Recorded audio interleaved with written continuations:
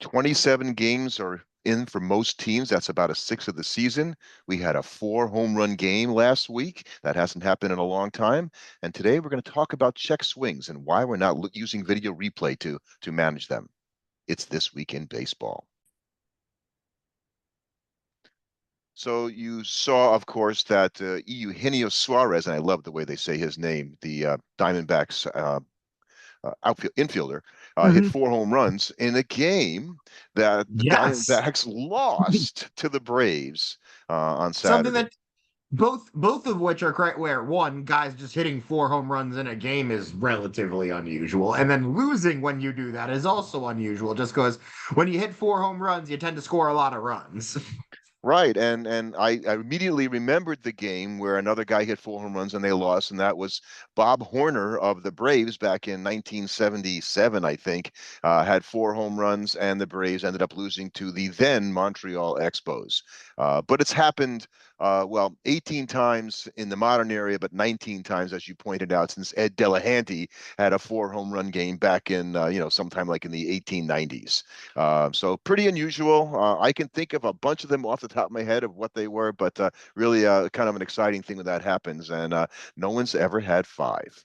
So how about that? Yeah, I wonder if we'll ever have a. I mean, I'm sure eventually one day we'll have a guy get a 5 home run game, but it does feel like it's like we've never had one. It's almost kind of surprising we've never had one, but considering we've had a bunch of different 4 home runs now. Right, and in addition to Hall of Famer Lou Gehrig having a 4 home run game, which it doesn't shock you that much, you had a guy named Scooter Gennett had 4 home runs in the game for the Reds, if you remember years ago, and I think that's the most shocking thing that he ever did in his entire career, and he gets his name in the record books as long as nobody hits five. As long as nobody, you're right, exactly. And then it's like once that happens, when somebody finally hits five, it's all over. All those 4 home run games are just way less meaningful now.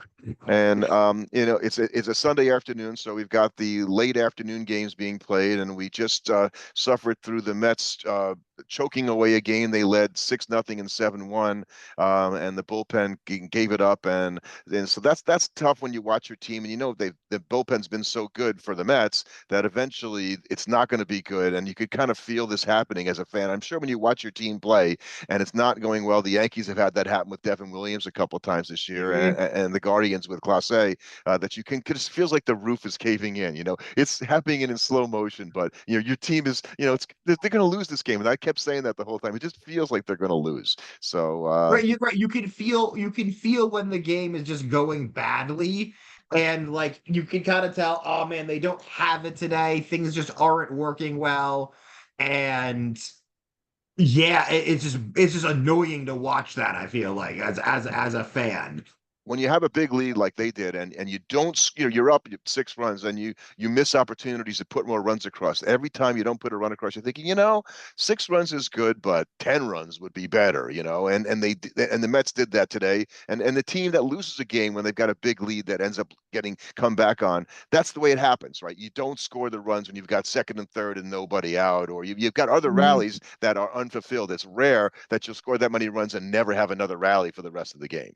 So yeah, it's that tough way to lose, and obviously, the Yankees. I mentioned Devin Williams. He's been demoted as closer, so to speak, which they're making a big deal about. By the way, he's 4 for 4 in save opportunities this year, and yeah, he hasn't pitched well, but I bet against Devin Williams staying in the role as a setup guy, and he'll be back closing before too long because he's just too good. Mhm. So But they need him. And the Yankees really need him to be that because he was their big thing, big off-season relief acquisition. If he suddenly can't get it done, yeah, they're in trouble in that bullpen. and Luke Weaver takes over the duties, and he was great in the playoffs last year. But it was nicer when he was your eighth inning pitcher instead of your ninth inning pitcher. But despite that, the Yankees, are still in first place, and they had a rain out. They're playing a doubleheader here on Sunday, and they won the first game. And they've got guys doing things in addition to Aaron Judge, like Goldschmidt. And I wanted to ask you, looking at Goldschmidt now, it's almost, like I said, a sixth of the way through the season. Is he fixed? Is he like the Goldschmidt of old? And can we expect him to sustain this really excellent play that he's had so far this year, at least batting wise? I'm sure the Yankees would like him too, but it's just, will he? I think it's hard. I think it's hard to expect an older guy like this who's had some down seasons to keep this up the whole way the rest of the way. But I think if you're the Yankees right now, you're going to just ride this until he's not. You know what I mean? You're just going to keep going, okay, until he's cooling off, we're just going to take this as going. But I think you have to be prepared for a world where the same way if you're a Met fan, you're looking at Pete Alonso, this isn't good. Pete's not going to hit 330 for the entire season.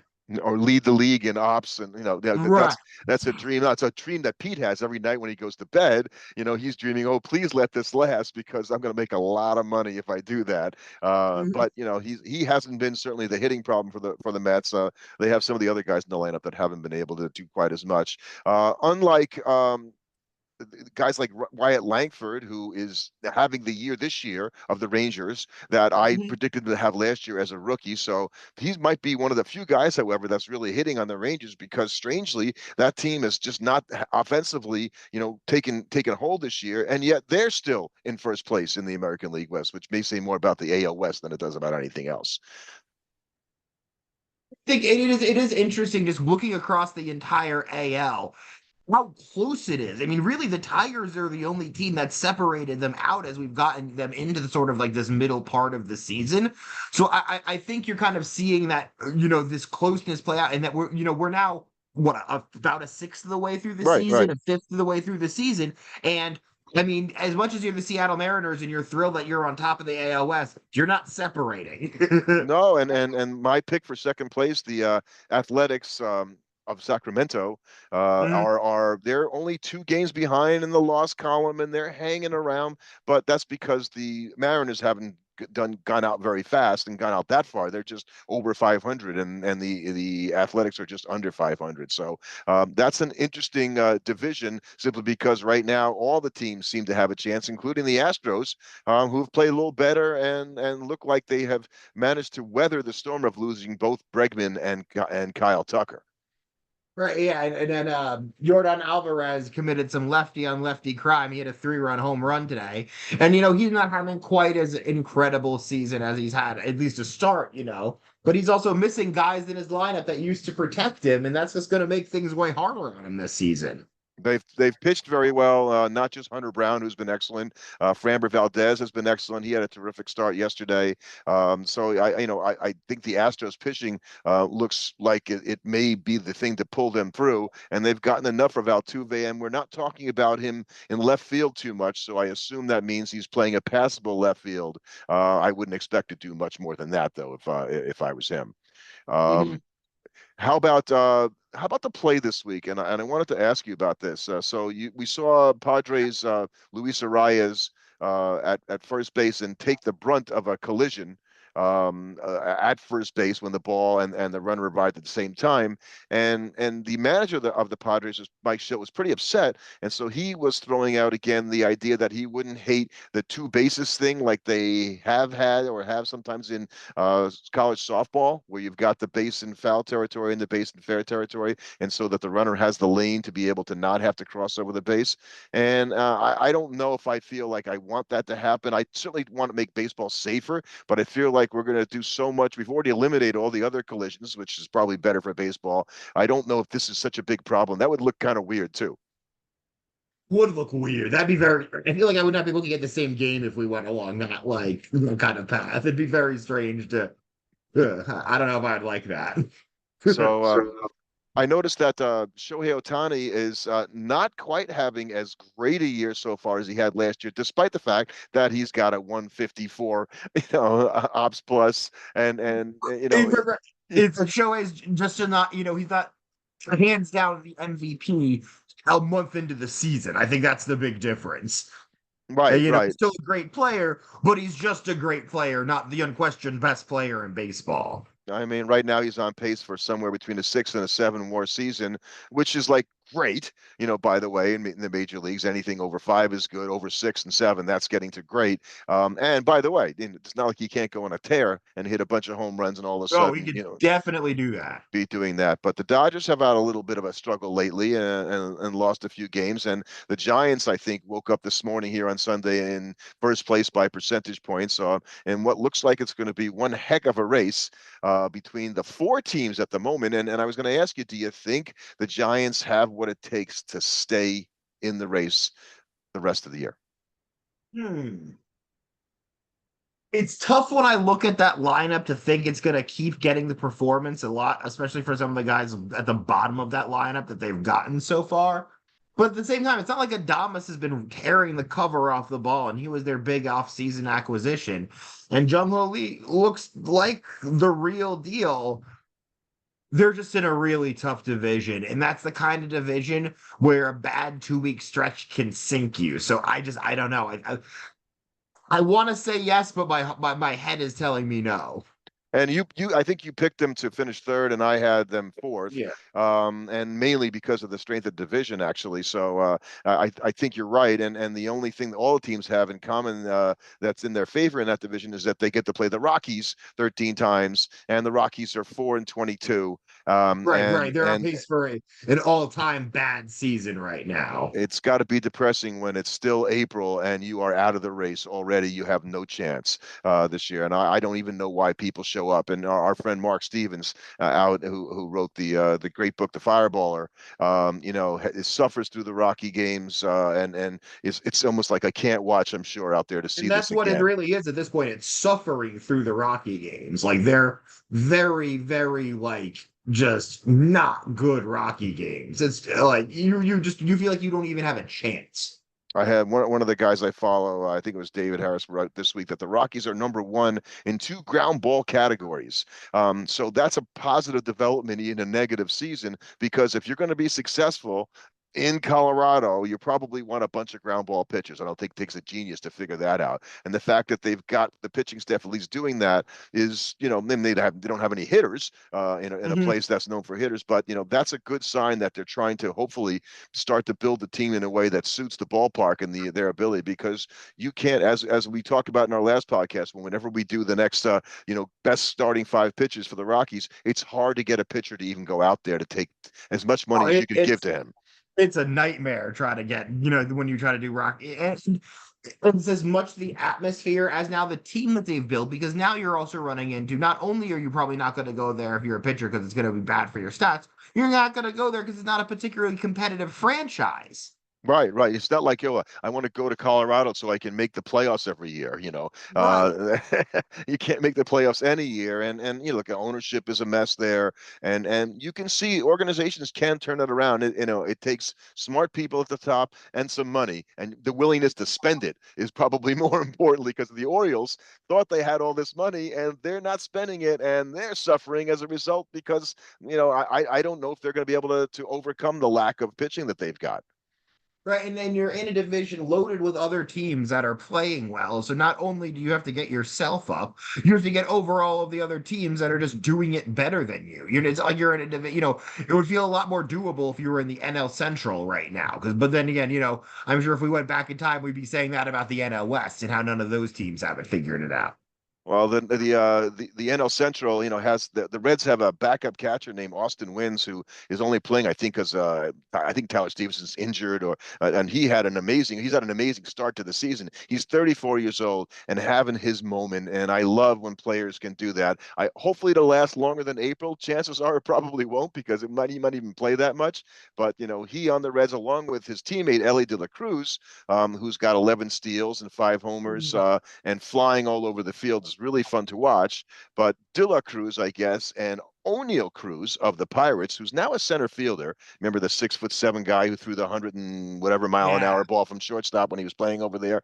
He's off to a great start. You really don't talk about. I think Ellie De La Cruz gets more props than does O'Neill, and O'Neill's got 12 steals and 8 home runs in April. So if you go times six, I don't know that he's going to steal 48 and have 96. That'd be quite the season. I mean, right, right.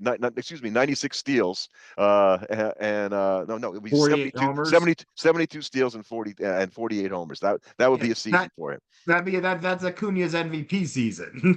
So yeah, exactly. So on the other hand, you've got and I just kind of follow him because he's not a player that I'm a super big fan of, and I don't know why. Jock Peterson down in Texas, and so in addition to his terrible batting average, which is 0.66, he's only hit 2 line drives out of 45 batted balls. So that is so historically bad. The average is 19%. And I don't know how you're going to fix that, Jock Peterson. And the Rangers, like we were Right, right. saying, That, that that they need sounds some offense. right, right. I guess the only thing you can hope with that is that like he's so bad at hitting line drives that it kind of has to regress at some point. You know what I Right, mean? right. Like he can't keep hitting only ground balls. Eventually, he's going to start getting some elevation on them. He's still a major league ball player. So we had, and I don't know what number he is in the pantheon of Major League history, but Matt Gorski of the Pirates, 27 years old, by the way, hit a home run in his first Major League at bat this week, and I think that was on Thursday. And I just, you remember the guys that do it, particularly if you're rooting for your team. I remember who did. I remember who I did it got to last for the feel. Mets. Oh, yeah, I remember who last did it for the Mets here. That was Brett Beatty. He was able to hit a leadoff home run in his first, not a leadoff home run, but a home run in his first at bat against the Braves when he debuted a few years ago. So that was a really fun thing, and it's always fun when you see your guy manage to hit a home run in his very first at bat. Though it does not quite have the same career portent as you would hope. A guy hitting his home run in his first career at bat is not any kind of signal as to what he's actually going to be in his career. It's just a cool thing that happens. And I don't want to get too Metsy on you here, but can we talk about the play in the Mets Nationals game on Friday night, the triple play, which was the first triple play this year, and The triple play that shouldn't have been. well, it actually wasn't, right, because on replay the line drive wasn't a line drive, and it was actually trapped by the fielder who turned it into a triple play because the Mets were confused. I don't know if it was that they saw that the ball was trapped at that point. I can't say for sure. But here's the thing: is you can't have a play in the infield reviewed, so it's a non-reviewable play. And for the life of me, I can't understand how that could be. Why you can't that can't be a reviewable play. Right. I Everything else is reviewable. Why wouldn't that be reviewable? I sort of understand from the perspective of I don't know what kind of ruling other than just making them throw another pitch to the batter that you would go with for that kind of play because it by them going with well, it's such a weird play, and I understand maybe why. It just feels really bad because they got the call wrong, and it's especially frustrating because it was the first base umpire that made the call from behind where he couldn't see, and then he wouldn't get help from the guy at second who had a better line of sight on it than he did. I I don't want to say like, oh, it should be reviewable. I guess it should be reviewable. Yes. I just don't know what like how you rule on that play because it doesn't make sense to just reset and do it from blank because unlike in a lot of other sports, there's no guarantee the batter is going to make contact again. But I felt in the moment I was saying, well, what do you do? Right, well, you just basically, review the play and you say, okay, that wasn't, and basically it should have been bases loaded and nobody out. The Mets ended up losing the game, and not that one play, makes it or not. But to me, if you're going to go, and we're going to talk about check swings later in this podcast and the reviewability of that through video. If we're reviewing everything else, I don't understand why. Like, why would we hold this sacrosanct Why and not that's the review thing this? that we can't touch, right? That does make sense. It feels weird that there's only like certain things we can and can't review, and especially when there's things that's just like, isn't the idea to get everything right? Like, why would You we know, want to be like, oh no, we're not going to get that call right? It's in the infield. Oh, the umpire's like, look, we can get all the other plays reviewed, but this one we can get wrong on all alone. Thank you very much. That's a lot. We're okay to get that, wrong on our end. It's totally fine. I don't get it. A couple more things before we do move over to the check swings. Did you notice that the Cubs and the Diamondbacks played a game this week in which it was 2-1 in the seventh inning, and the final score was 13-11, and that's after Arizona scored 10 runs in an inning to go Whoa. way up.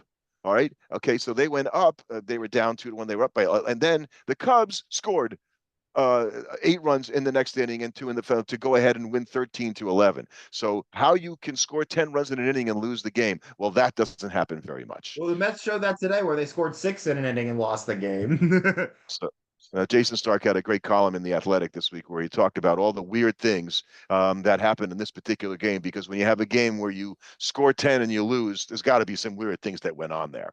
Right, it's So, kind of hard to believe that wacky stuff didn't happen in that sort of game. 10 run comes back, 10 run comebacks are rather rare. There's too many of those in MLB history.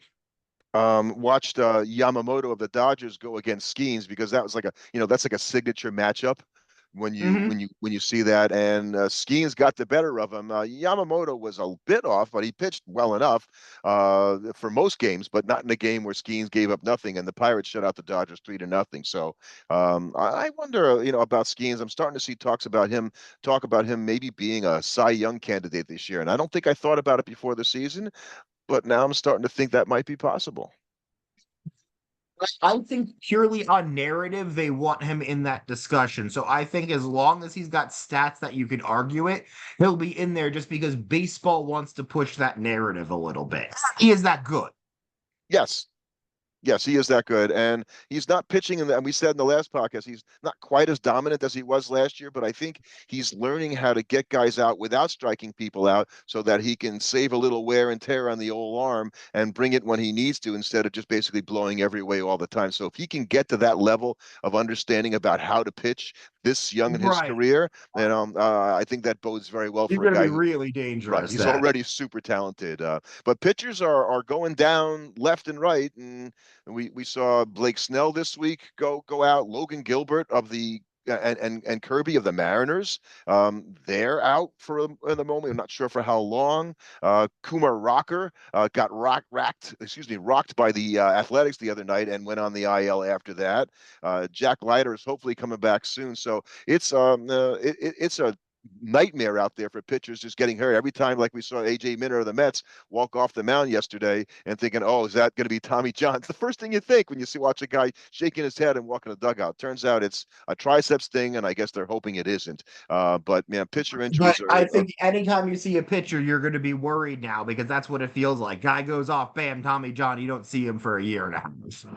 And the velocity is just amazing out there from guys that I don't always think are going to throw in over 95, but it seems like almost every team has multiple guys that can bring it above 95 now, so that's maybe an I injury mean, we waiting were to happen. watching we were watching the Mets and the Stanek was just pumping 100-mile-an-hour fastballs, and that used to be something like a team would have like one team would have a guy that can do that. Now every team has guys that can do that. Yes, yes.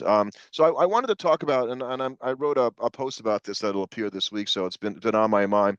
And you see a lot of check swings during the game, and I don't know about you, but I started thinking there's another one, right? We just had the triple play, the phantom triple play that should have Mhm. been reviewed and set down. And the check swing thing is, it's been around for a long time that, the umpire behind the plate can make the call, and only the catcher and the manager in the dugout can appeal that swing. The batter has no right to appeal a swing that's checked, or that you went too far. I mean, you can swing that he didn't go too far. That's what you can appeal. And why they don't have this like codified in some sort of a way that you can say, okay, well, here's what he went through for, because basically it's all a matter of opinion, and then you're going to ask a guy who's 100 feet away, right at To third or make first base, depending on the batter, to say, yeah, he went too far. If we think about it Isn't that realistic, stupid? it's so easy. This should be our tennis automatic reviews on the line calls. It's the easiest thing to implement it because the umpires can't be too annoyed that they're taking away check swings like verification. And the players would be happier to know whether or not it was a check swing. You can't argue with them. We had the cameras measure it and the robot did it, and yeah, you went past the plate.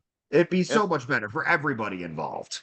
And I think the whole appeal thing really wasn't popular before television coverage happened in Major League Baseball, right? So you didn't have TV cameras seeing everything, so you could see if the guy went or not. And all the umpire to make the call, and people say, I don't think I went too far. Well, you went too far, or you didn't go too far, whatever it is, and that's it. It ended right there. And you go back to the 1960 World Series, Mazeroski. I think it was our first podcast where we started with that clip of Yes. Mazeroski hitting the home run in that World Series. But the guy before, Hal Smith, who hit the game-tying three-run home run that helped set that up, basically he swung at a pitch, but he was out, except they didn't call him out. They said it was a check swing because it seemed in those days everything was a check swing. And then he went on and hit that home run, and they ended up winning the World Series. I imagine there are a few older Yankee fans that are still, upset about that. Dinging.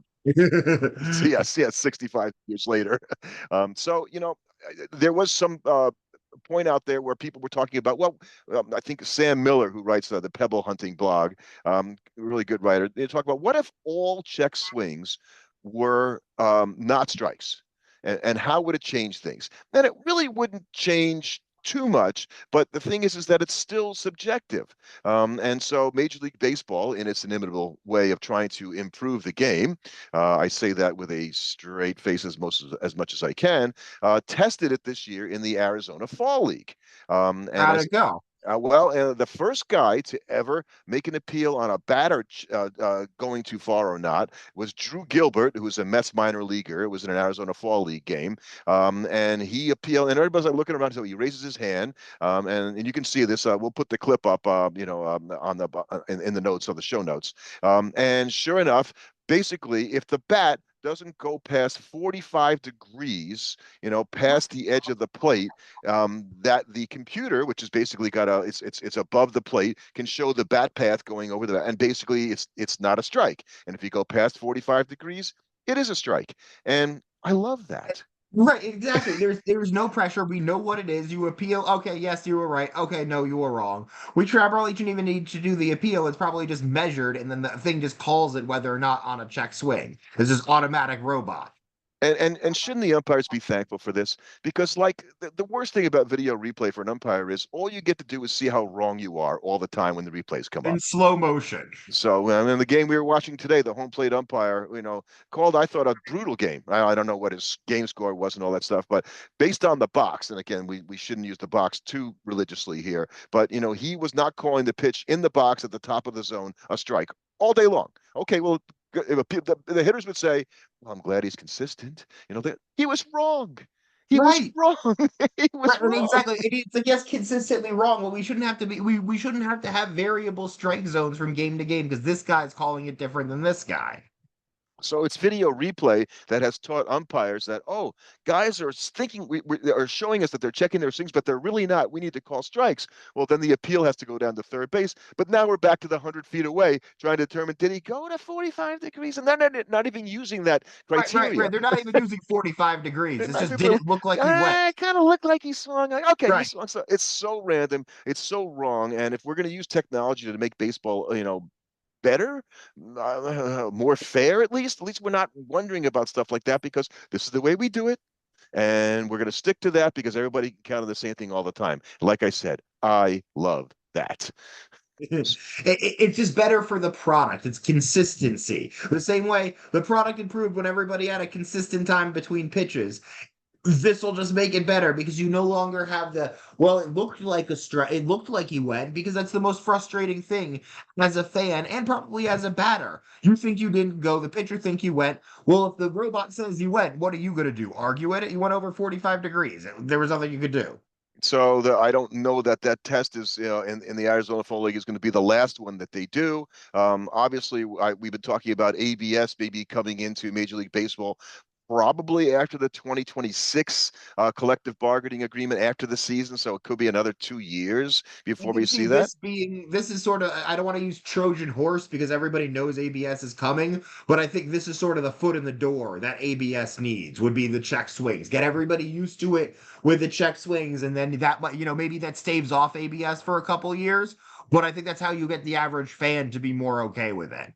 And I don't make it seem like I'm against umpires. I think they do a really good job, by and large. It's a really hard job. We don't really talk about the fact that umpiring a major league game at the speed at which things happen, these guys are throwing 100 miles an hour, they're hitting at 115 miles an hour sometimes, making calls in the moment. You're watching it. There's certain things human eyes can't do and see given the limitations of what the condition can do. So using technology to help us make the game better, there's still going to be plenty. I always say this, there's still going to be plenty for the umpire to do. He's not going to be bored out there. Oh Right, man, right, right. I don't have anything to do anymore. I just stand And here. are we really going to be going to war for like 4 umpire jobs in every game here? I think getting a better quality of product here is what I'm chiefly after.